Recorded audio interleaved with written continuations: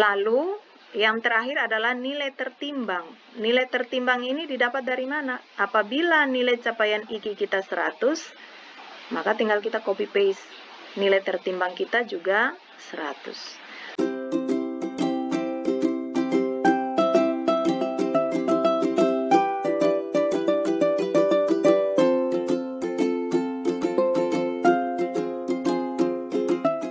Halo Bapak Ibu, jumpa lagi bersama saya Ibu Wada. Kali ini saya akan membantu menjelaskan tentang bagaimana kita melakukan penilaian terhadap sasaran kinerja pegawai. Tentunya penilaian ini merupakan hak atau kewajiban dari seorang atasan langsung, dalam hal ini adalah kepala sekolah.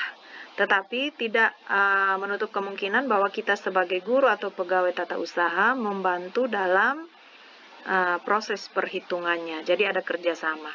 Nah, format untuk penilaian SKP periode 2 ini seperti ini Bapak Ibu. Formatnya seperti ini, dia formatnya agak berbeda dengan penilaian SKP periode 1. Di sini ada KOP untuk pemerintah provinsinya, tergantung provinsi Bapak Ibu. Kemudian periode penilaiannya di sini 1 Juli sampai dengan 31 Desember 2021. Kemudian ada kolom untuk pegawai yang dinilai dengan diisi nama hingga unit kerjanya. Lalu ada pejabat penilai kinerjanya, dalam hal ini adalah kepala sekolah, nama, NIP, pangkat, golongan, jabatan, dan unit kerja. Lalu ada kolom 1 sampai 12 Bapak Ibu. Ada nomor, kemudian rencana kinerja atasan langsung yang diintervensi, rencana kinerja, ada aspek, ada indikator kinerja individu atau disingkat IKI, lalu ada target, ada realisasi, capaian IKI, lalu kategori capaian IKI, lalu ada capaian rencana kinerja, dibagi 2 yaitu kategori capaian IKI, nilai capaian IKI, dan nilai tertimbang. Jadi proses perhitungannya ada melewati beberapa tahap ya Bapak Ibu. Saya berharap bahwa penjelasan saya ini tidaklah sempurna, tetapi sekiranya bisa membantu Bapak Ibu dalam menyusun SKP terintegrasi 2021, karena bagi Provinsi NTT sesuai dengan surat yang dikeluarkan bahwa kita wajib mengupload nilai SKP terintegrasi 2021 secara mandiri maupun secara kolektif dalam satu instansi. Di sini saya kasih contoh tentang bagaimana perhitungannya ya Bapak Ibu. Contoh yang pertama, di sini rencana kinerja atasan langsung yang diintervensi, itu tinggal kita copy paste dari rencana SKP kita. Kemudian rencana kinerjanya juga kita copy paste dari rencana kinerja kita. Di sini contohnya rencana kinerja atasan langsungnya, tersedianya dokumen atau laporan pelaksanaan tugas sesuai yang ditetapkan. Kemudian rencana kinerja, tersedianya program perencanaan, pelaksanaan evaluasi, analisis, dan tindak lanjut hasil penilaian. Aspeknya itu ada 3 Bapak Ibu, ada kuantitas, kualitas, dan waktu. Nah, untuk aspek ini juga sama, kita tinggal copy paste dari rencana SKP yang sudah kita buat. Bagi Bapak Ibu yang belum memahami tentang pembuatan rencana SKP periode kedua, Bapak Ibu bisa menonton video YouTube saya tentang bagaimana kita membuat rencana SKP. Karena untuk penyusunan SKP terintegrasi 2021 ini ada tahapannya ya Bapak Ibu. Karena itu tidak bisa dijelaskan dalam hanya satu video, makanya saya buat dalam playlist. Bapak Ibu bisa menontonnya mulai dari part pertama sampai part terakhir. Untuk kuantitasnya, di sini indikator kinerja individunya adalah jumlah program perencanaan, pelaksanaan, evaluasi, analisis, dan tindak lanjut hasil penilaian. Targetnya adalah 1 dokumen, tergantung ke sekolah Bapak Ibu. Kalau biasanya ada yang 1 dokumen per tahun, ada yang 1 dokumen per semester. Kalau di sini saya beri contoh 1 dokumen atau 1 perangkat pembelajaran. Kemudian nanti di realisasinya kita isi sesuai dengan target kita. Realisasinya satu dokumen. Lalu kita harus mengisi capaian IKI-nya. Berapa capaian IKI-nya? Kenapa di sini nilainya 100%? Ada rumusnya Bapak Ibu. Di sini rumusnya, capaian IKI itu didapat dari realisasi dibagi dengan target dikali dengan 100%. Jadi untuk capaian IKI ini Bapak Ibu, rumusnya sebenarnya ada dua, untuk kondisi khusus dan untuk kondisi normal. Tapi saya tidak perlu menjelaskan kondisi khususnya, cukup untuk kita Bapak Ibu guru, kita menggunakan kondisi normal. Untuk Bapak Ibu yang ingin tahu apa itu kondisi khusus, apa itu kondisi normal, Bapak Ibu bisa melihatnya di Permenpan RB yang terbaru tentang penyusunan SKP. Jadi rumus capaian IKI-nya realisasi IKI per target dikali 100%. Sehingga si 100% ini didapat dari realisasinya 1 dibagi targetnya 1 dikali 100%. Sehingga 1 dibagi 1 dikali 100% hasilnya 100%. Lalu si 100% ini kita harus hantar ke kategori capaian IKI Bapak Ibu. 100% kenapa kategorinya baik? Ada aturannya Bapak Ibu di sini. Kita lihat bersama. Ya. Apabila capaian IKI-nya 101% sampai 110%, maka kategorinya adalah sangat baik. Apabila capaian IKI-nya 100%, maka kategorinya adalah baik. Apabila capaian IKI-nya 80% sampai 99%, kategorinya cukup. 60% sampai 79%, kategorinya kurang. 0 sampai 59% sangat kurang. Jadi persentasenya diubah menjadi kategori Bapak Ibu. Jadi karena di sini 100%, maka kategorinya adalah baik. Jadi 100% kategorinya baik. Itu untuk segi kuantitas. Lalu kita lanjut ke kualitasnya Bapak Ibu. Kualitasnya di sini, aspek kualitasnya, indikator kinerja individunya adalah penyusunan program sesuai ketentuan. Targetnya 100%, realisasinya 90%. Nah, ini menjadi tugas dari seorang atasan langsung untuk memberi penilaian terhadap bawahannya. Menggunakan ada kriteria penilaiannya ya Bapak Ibu. Bapak Ibu bisa menontonnya di video saya yang ke part 2 kalau tidak salah tentang penilaian SKP periode 1, penyusunan SKP periode 1 itu ada formatnya. Ada indikator-indikator yang dapat digunakan oleh seorang atasan langsung untuk memberikan penilaian terhadap kualitas kerja atau kualitas penyusunan sesuatu hal oleh bawahannya. Nah, di sini saya memperoleh nilai dari atasan langsung saya 90%. Kemudian capaian IKI-nya. Capaian IKI-nya 90% didapat dari mana? 90% dibagi 100% lalu dikali 100%. Sesuai dengan rumus ini Bapak Ibu. Realisasi dibagi target dikali 100%. Jadi karena di sini realisasinya 90, targetnya 100 dikali 100%, maka capaian IKI saya adalah 90%. Lalu 90% ini Bapak Ibu kita harus rubah ke sebuah kategori capaian. Kenapa di sini kategorinya cukup? Bapak Ibu lihat di sini. Apabila capaian IKI-nya ada di rentangan 80% sampai 99%, maka kategori capaiannya adalah cukup.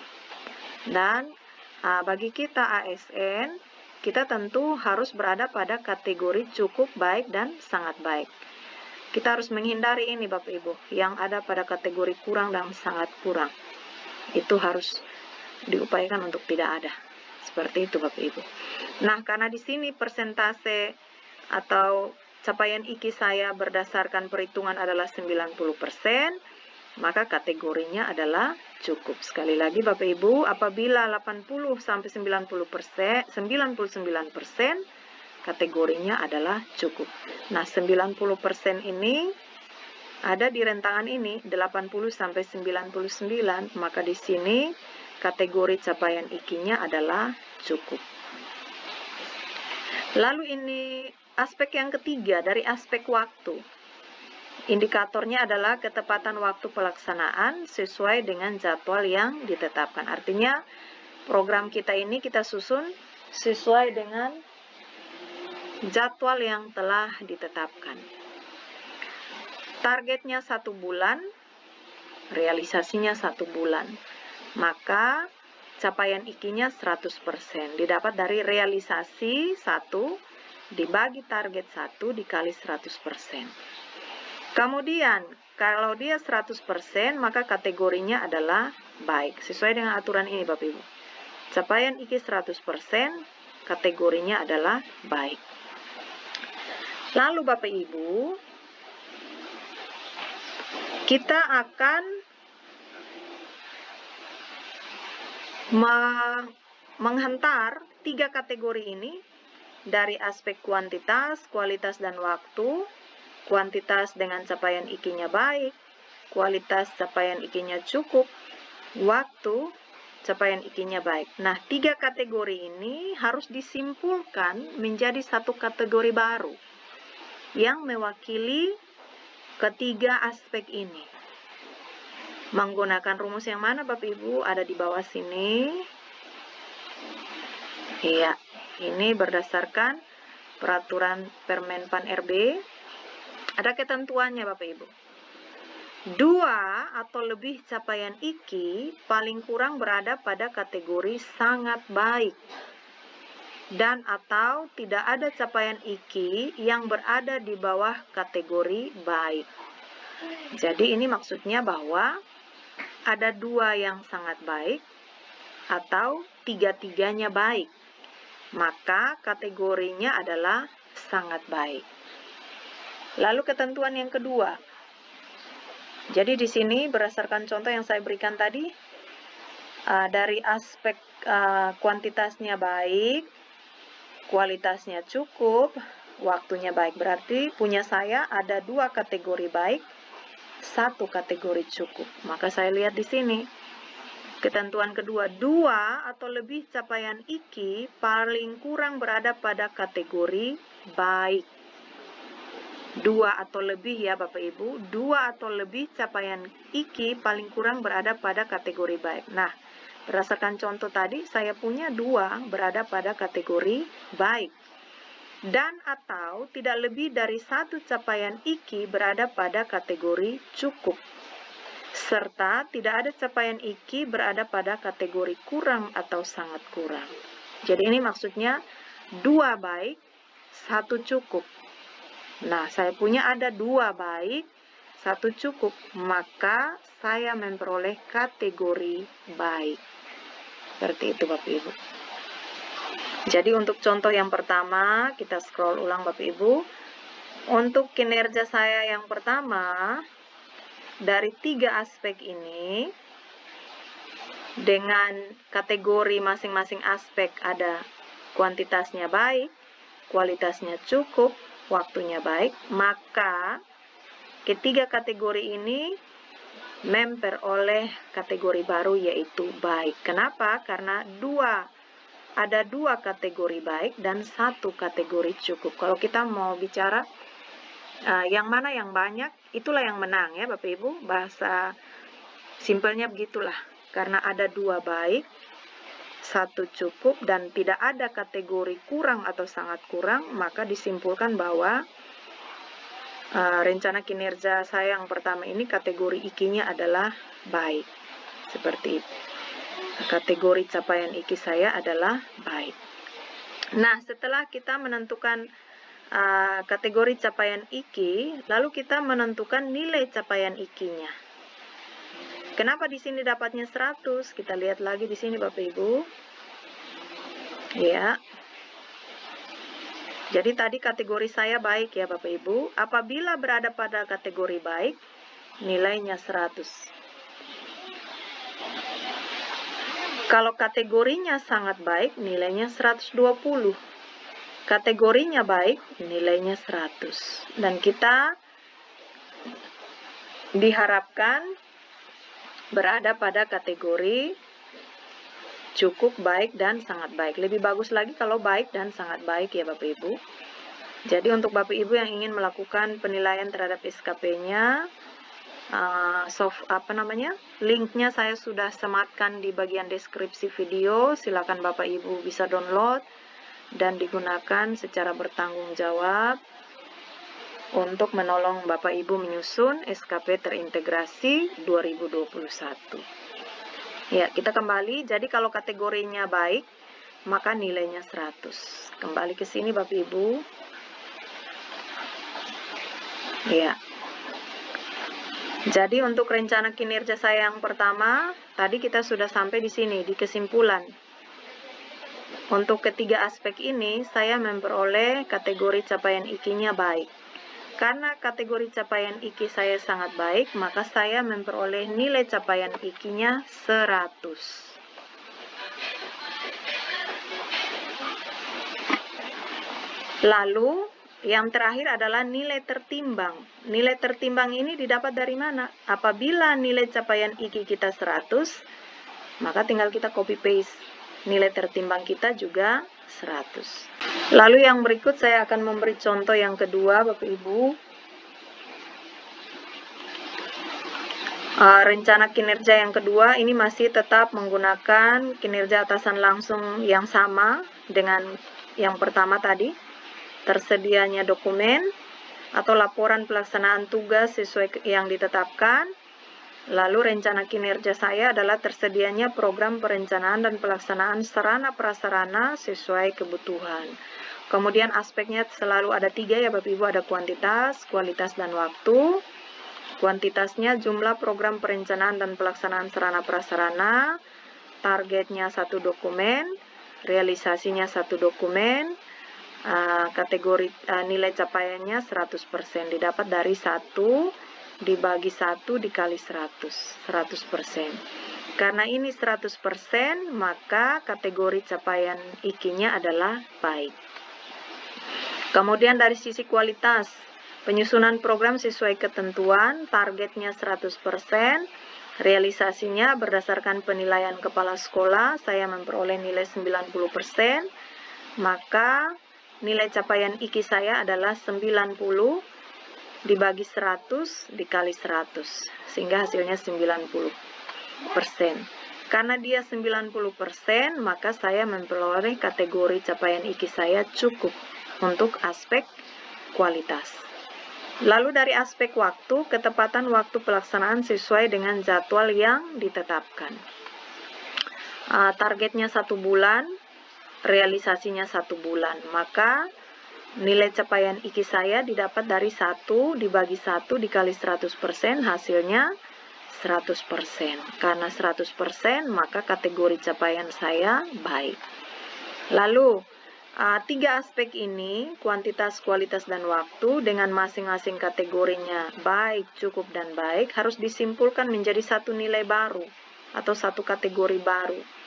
Menggunakan aturan yang tadi saya jelaskan. 2 atau lebih capaian IKI berada pada kategori baik, atau tidak lebih dari 1 capaian IKI berada pada kategori cukup, maka saya memperoleh kategori baik.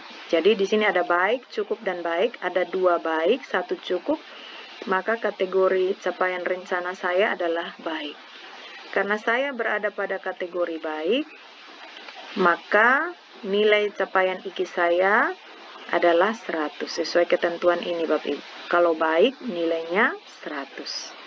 Karena nilai di sini 100, maka ini nilai tertimbangnya sama dengan ini.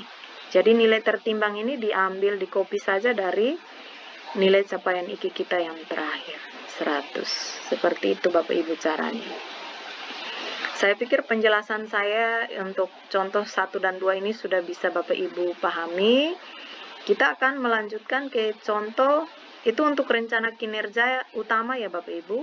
Penilaian kinerja utama, kita akan menghitung atau menilai kinerja tambahan. Untuk kinerja tambahan ini ada sedikit perbedaan Bapak Ibu. Di sini saya beri contoh. Untuk kinerja tambahan ini dibagi atas dua, ada development commitment dan community involvement.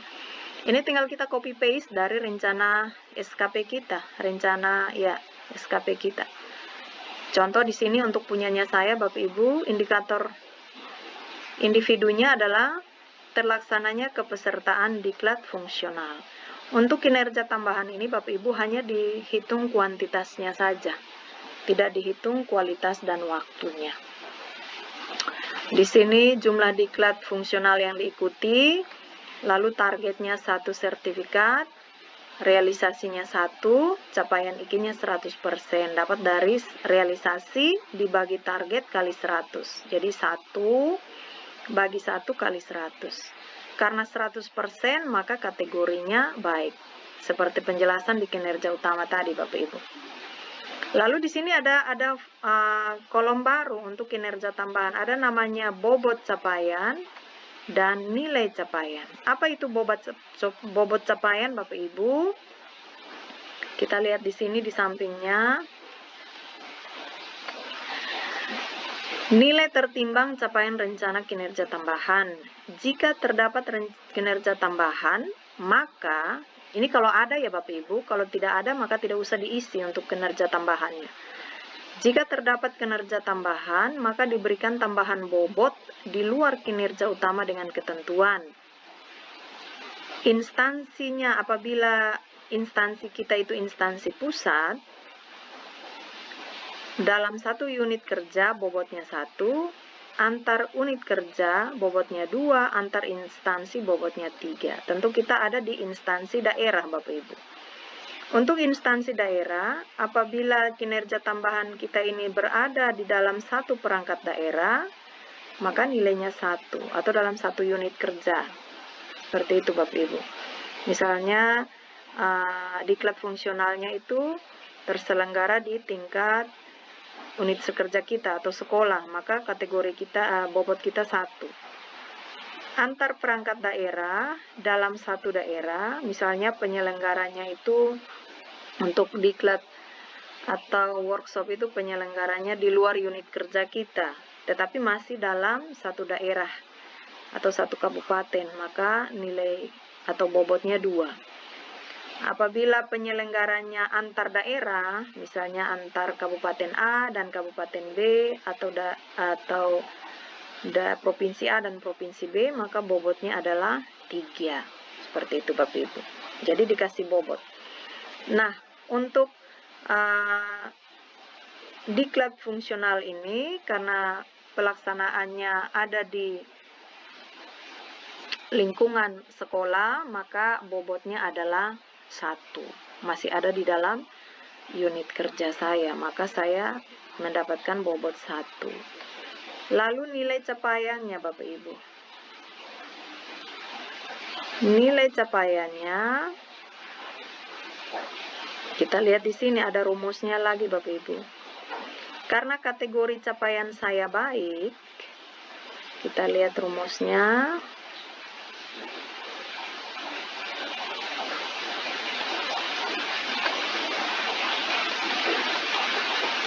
Oh ya, Bapak Ibu minta maaf.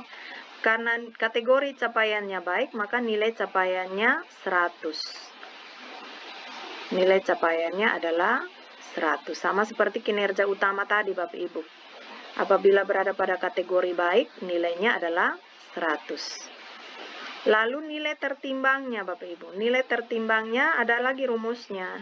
Beda dengan kinerja utama tadi. Kalau kinerja utama tadi kan kalau nilai capaiannya 100, maka nilai tertimbangnya mengikuti nilai capaian, yaitu 100.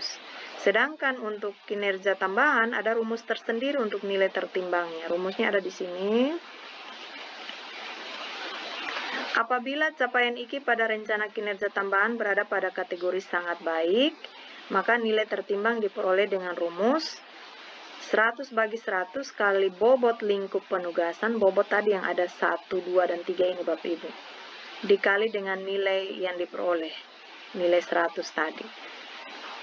Kemudian, apabila capaian IKI pada rencana kinerja tambahan berada pada kategori baik, di sini Bapak Ibu, berada pada kategori baik, ini, Maka nilai tertimbang diperoleh dengan rumus atau formula 80/100 kali bobot lingkup penugasan dibagi 100 dikali nilai. Jadi ada rumusnya. Tinggal lihat Bapak Ibu, kenapa di sini dapat 0,8? Karena saya berada pada kategori baik, maka nilai tertimbang saya didapat dari 80/100 sesuai dengan rumus tadi ya Bapak Ibu. Ini 80/100 kali bobot lingkup penugasan dibagi 100 kali nilai. 80 dibagi 100 kali bobot saya tadi 1 karena masih ada dalam unit kerja yang sama. Lalu dibagi dengan 100 dikali dengan nilai. Nilai 100 ini yang mana tadi Bapak Ibu? Nilai capaian yang di sini tadi. Nilai 100 ini. Seperti itu. Jadi hasilnya 80/100 dikali bobot capaiannya 1 dibagi 100 dikali nilai capaiannya tadi yang diperoleh adalah 100. Maka nilai tertimbangnya 0,8. Lalu yang berikut Bapak Ibu, contoh yang kedua. Dari community involvement, terlaksananya kegiatan yang mendukung tugas guru yaitu menjadi anggota organisasi profesi PGRI aktif. Kuantitasnya bukti kepesertaan, targetnya 1 kartu, realisasinya 1 kartu. Maka capaian IKI-nya 1 dibagi 1 kali 100, hasilnya 100%. Kalau 100% maka kategorinya baik. Karena dia kategori baik maka nilainya 100. Lalu bobotnya berapa? 2. Kenapa 2? Karena ini antar tidak di dalam unit kerja ya Bapak Ibu. PGRI itu kan dia ada dalam satu daerah tetapi antar instansi lah, antar sekolah, seperti itu Bapak Ibu. Sehingga di sini saya memberinya bobotnya 2. Jadi saya ulangi Bapak Ibu, 100% ini didapat dari mana? Realisasi dibagi target dikali 100. 1 bagi 1 kali 100, dapat 100%. Kalau dia capaian IKI-nya 100%, kategorinya adalah baik. Karena kategorinya baik, nilai capaiannya adalah 100. Sedangkan bobotnya adalah 2. Kenapa? Karena dia antar instansi, antar sekolah ya Bapak Ibu. Kalau PGRI itu kan gabungan guru-guru dari berbagai sekolah. Lalu nilai tertimbangnya dapat dari mana? Sama dengan rumus pertama tadi. Karena kategorinya baik, maka rumusnya adalah 80 dibagi 100 kali bobotnya ini 2, dibagi 100 dikali nilai capaiannya tadi. Nilai capaiannya 100. Sehingga dapat nilai tertimbangnya 1,6. Dan ada contoh yang ketiga, prosedurnya sama. Di sini saya memperoleh nilai tertimbangnya 0,8. Lalu yang terakhir kita akan menghitung nilai akhir SKP.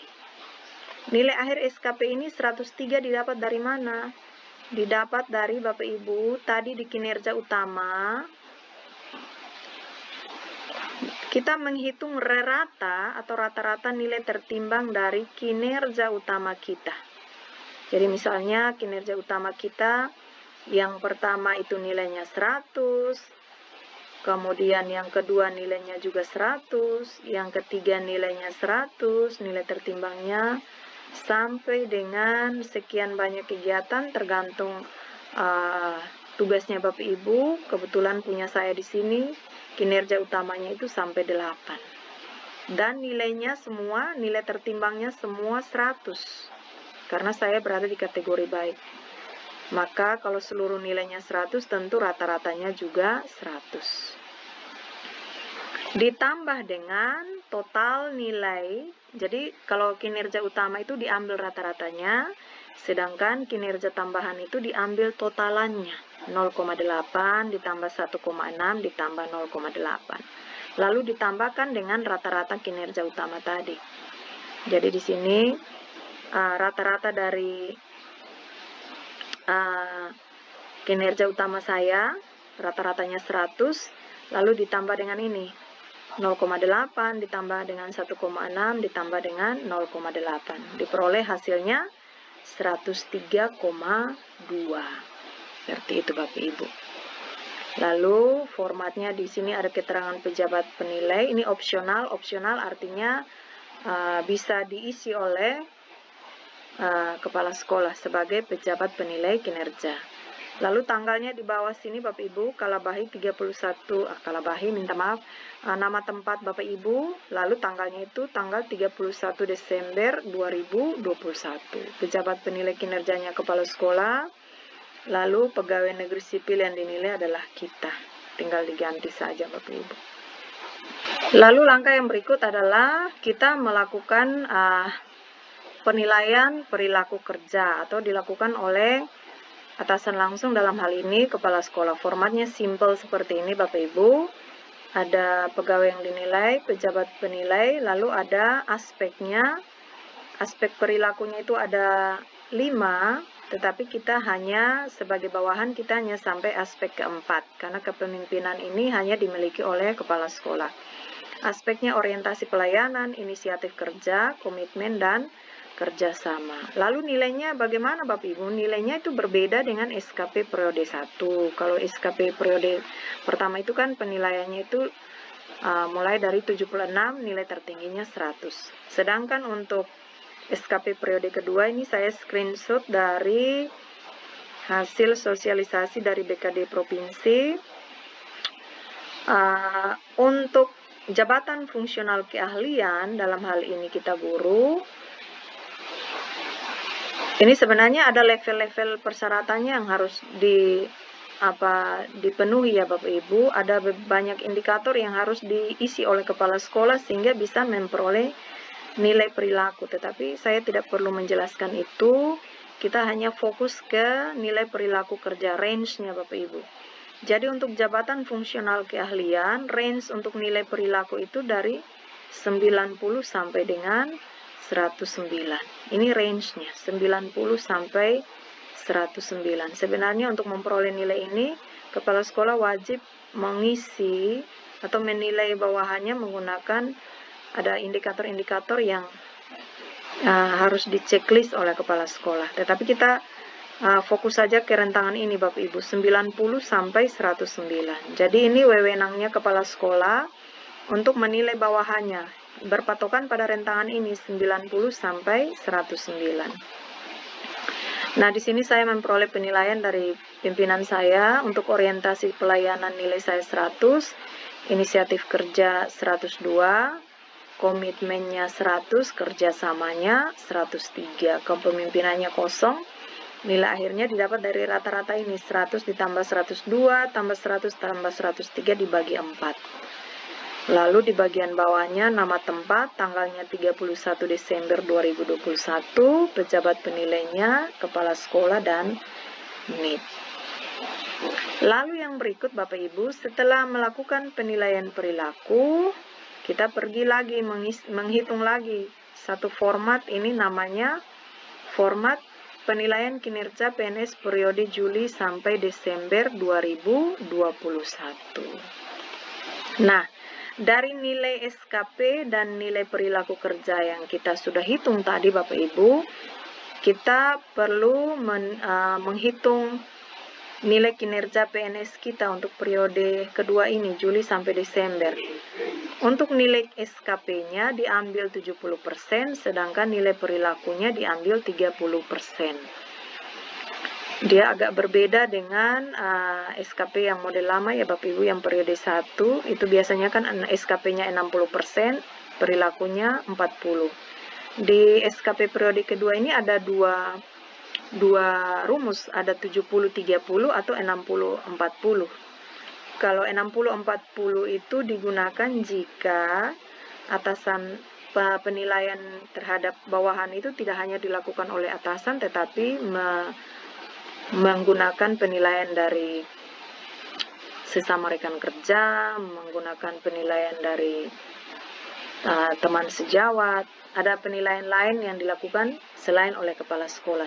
Seperti itu Bapak Ibu. Maka itu bisa menggunakan 60% SKP, 40% perilaku. Tetapi karena ini penilaian ini hanya dilakukan oleh atasan langsung, maka persentase untuk SKP-nya 70%, persentase untuk perilakunya 30%. Kita kembali ke penilaian SKP-nya Bapak Ibu. Tadi nilai akhir SKP saya adalah 103,2. Maka 70%-nya ini 70% dikali 103,2. Hasilnya adalah 72,24. Lalu perilaku yang saya peroleh 101,25. Maka diambil 30%-nya. 30% kali 101,25. Hasilnya 30,375. Maka nilai kinerja PNS saya untuk periode kedua adalah total dari ini 72,24 ditambah 30,375 yaitu 102,615.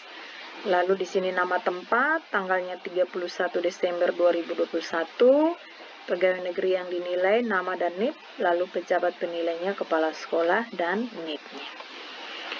Demikian video kali ini Bapak Ibu tentang melakukan penilaian SKP periode kedua, lalu bagaimana melakukan penilaian perilakunya, lalu bagaimana menghitung penilaian kinerja PNS-nya.